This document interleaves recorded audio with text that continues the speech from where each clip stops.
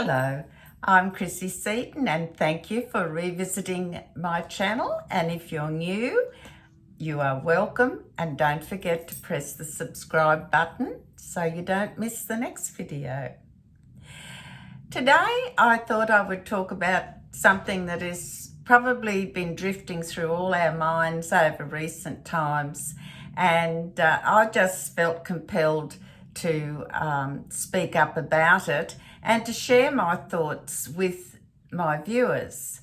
Now, it's occurred to us all, I think, that we're living in a progressively disillusioned world whereby we've got a progressive accumulation of all manner of problems and issues.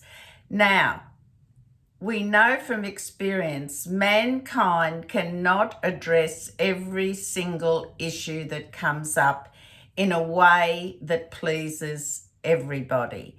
And that also applies to politics, personal feelings, desires, etc.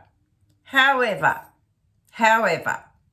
there comes a point when women need to step in and exercise that wisdom that we are born with, to speak up and to implore others and to give advice, point people in the right direction. So, women of wisdom, we need to now take hold of all those gifts that we have and corral them in a way that addresses people who are in places of either government or school systems, etc., and implore them to begin to speak up against some of the things that are going on now.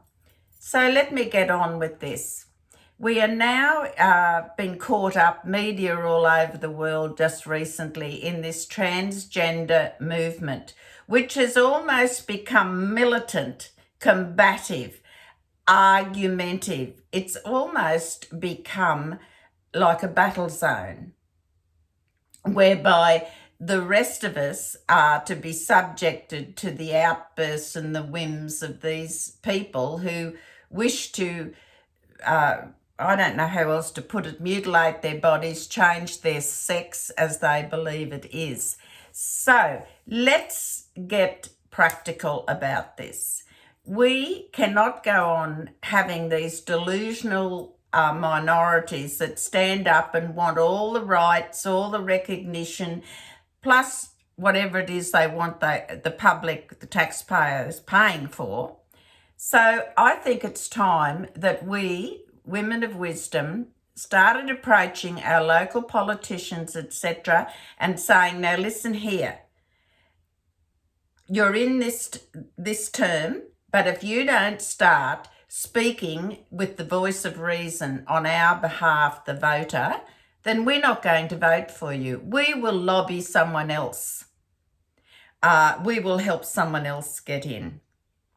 So let's get on with this. Now, the most latest thing in this delusional state that people drive themselves into, or I don't know what other word to use, it is a psychiatric issue that we're dealing with, and it's not being dealt with in the appropriate manner. But the latest thing now is there's people professing to be transabled. Yes, transabled. They're either pretending and getting in a wheelchair and they're perfectly able to walk around, do whatever, but they fantasize, they want to be disabled in some way, whether it be without a limb or other issues. This is how they see themselves. Their ultimate happiness is to be disabled. There's a thing on TV, just in Australia anyway, about a woman who fantasizes about being blind. So she poured some sort of acid in her eyes and now she's blind. You know, she's on television, she's getting attention, all this sort of thing. I mean, how stupid is our world getting? And what's more, How long before people of common sense stand up and say enough is enough? It's got to stop. Okay. The other thing is we have this transabled thing. All I could think of when I was going to sleep a couple of nights ago, we send all these brave troops all over, all the services, armed services, we send our troops, men and women, overseas to fight, and some of them have horrific injuries, are permanently disabled. They return and have to try and pick up the pieces of their life, let alone survive the trauma that they went through that has rendered them in this state, be it a psychological disability or be a physical disability. Now, all I could think of was, what do these brave soldiers, sailors, pilots, Air Force people, etc., must be absolutely saying, what are we fighting for?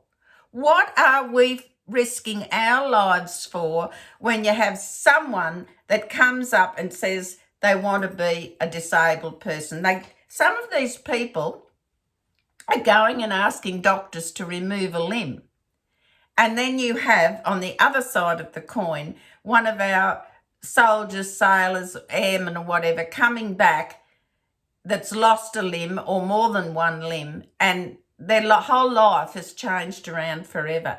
What are these people that are defending us and our rights and our country? What must they feel when they look at something like this woman who's deliberately blinded herself, or people who somehow convince surgeons to remove a limb or to snip the spinal cord? I know, it's hard to even get one's head around that, isn't it? So how can we deal with this as women, as mothers, as, you know, members of a family? What can we do?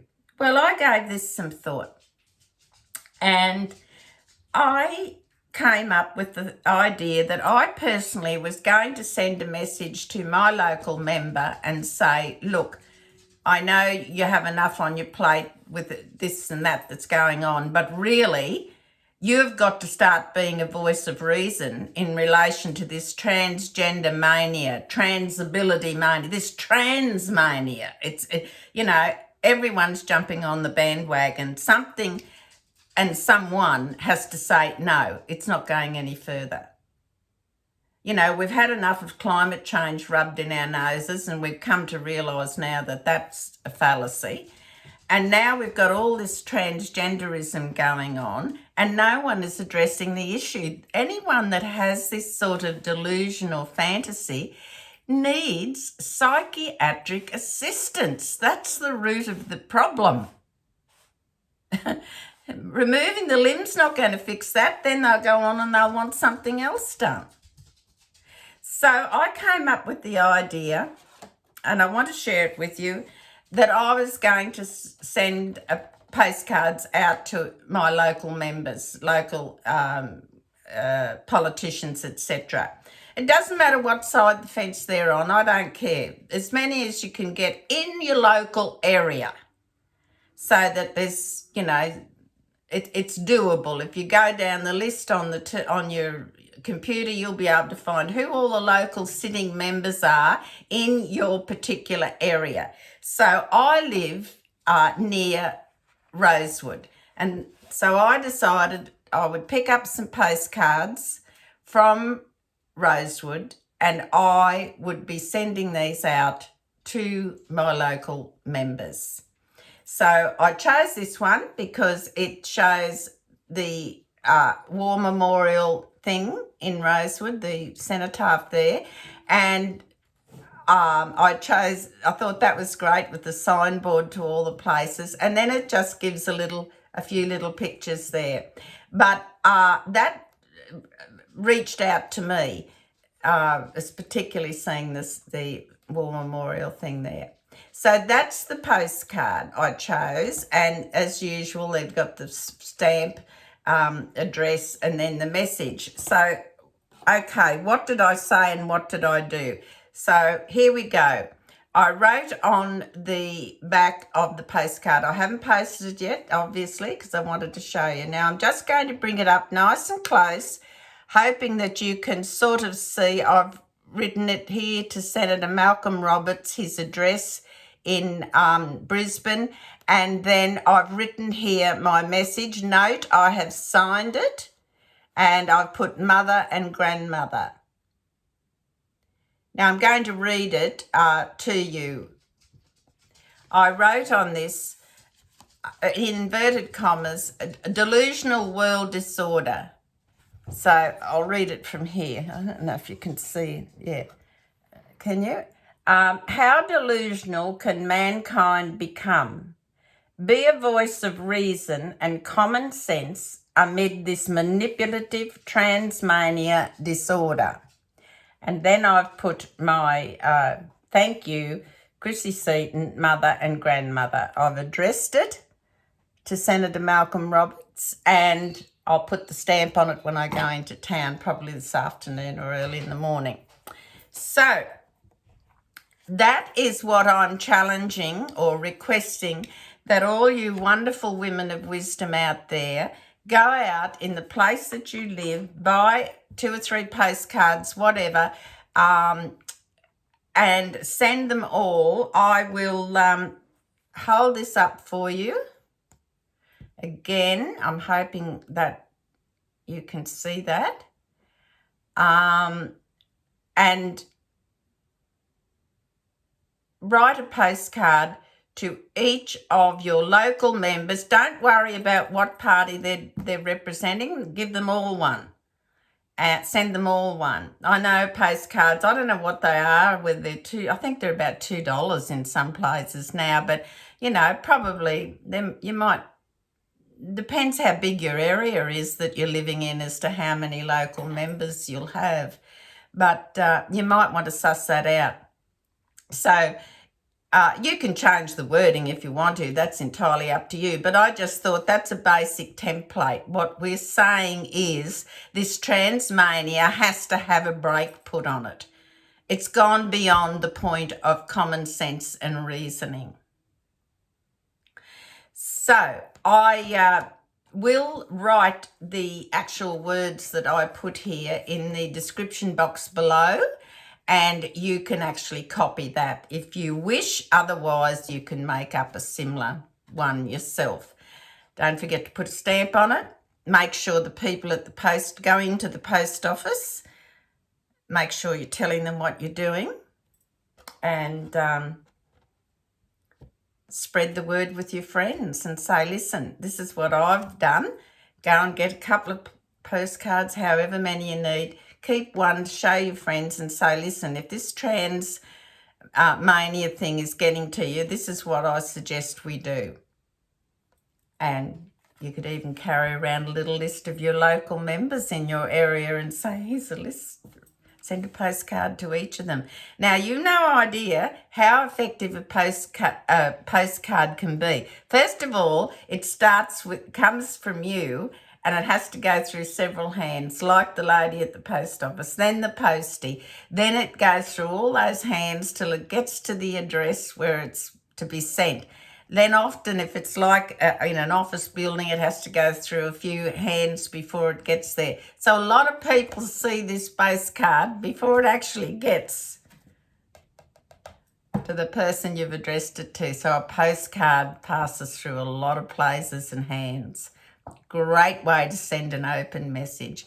Don't be offensive in it. That's why I thought I would just write it like that. It is, going to be read by people along the way. I printed mine and made it nice big printing, and I also highlighted there Senator Malcolm Roberts, just so that it sticks out. Never miss an opportunity, ladies. So this is my personal thought at the moment. What can I do? to say, look, enough is enough, It's time and I think if everyone flooded their local members with these, or got their local members' attention like this and say, sign off, I'm a mother or a grandmother and a mother, whatever, I'm concerned. The thing that really stings me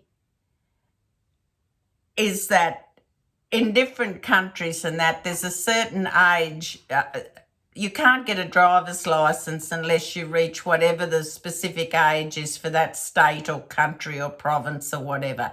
They can be 16 to 18 to whatever, depending. So you're not considered responsible or safe enough to have a driver's license, to drive a vehicle, for fear you might, not have the wherewithal, the maturity, etc., or the ability to drive safely.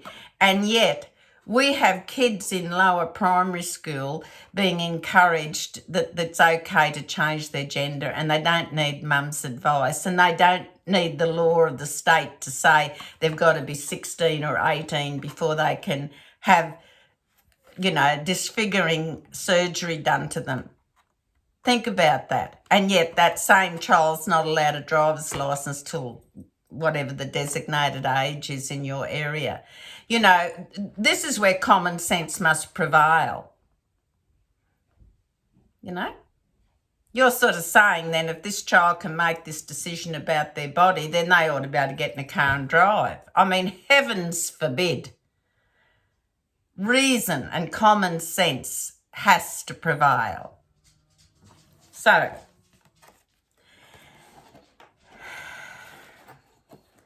I think we have to start also saying what these psychiatric problems are, where people are wanting to change gender or cut off a body part or etc. It's these people need psychiatric assistance, counselling, proper interventions. I mean, we've got people that are not in reasonable control of their thought patterns or their well-being to be making decisions. I just want you to think about that. It defies logic. But you can say you're trans today, and then you can lay down all these rules, and I don't want to be a woman anymore, I want to be a man, or vice versa. And then we, the people who live our life in the sex that we were born in, as either male or female, we look down upon. And, if we say something, we're thought to be stupid or rude or offensive or whatever. We have expressions now, the birthing parent. Oh, for goodness sake, how insane can the world get? The birthing parent. The day a man gives birth to a child by natural means will be the day we're going to have roses falling into the earth and the roots coming up the other way around as the blue. I mean, the world's going to be crazy. It's never going to happen. Never going to happen. And to delude yourself that it can, or it might happen, or I want it to happen, is a psychiatric disorder, and it needs attention. And the medical profession need to be talking up about that too. They're lying down and being very quiet about the whole thing, and I think it's time they started speaking up as well. And speaking to the people that are in Parliament, etc., making all these sorts of decisions. I can't imagine how many lawsuits there's going to be in 5 or 6 or 10 or 20 years' time. What about all those doctors that are doing this trans surgery now? Do they get their patients to sign some sort of a thing, there's no comeback, you can't sue me? You know what? That is not going to make a scrap of difference if the law makes a retrospective law regarding mutilation of bodies. Yeah? Think about it. Think about it. Okay, well, I thank you all for listening to me today, and I do hope that you will take my advice and go and buy yourself a few postcards, find a list of addresses for your local members, and send them off a postcard expressing the fact that you would like them to be attentive to your message. Delusional world disorder. It is really the case at the moment. In the meantime, please take care. Thank you for listening, and God bless.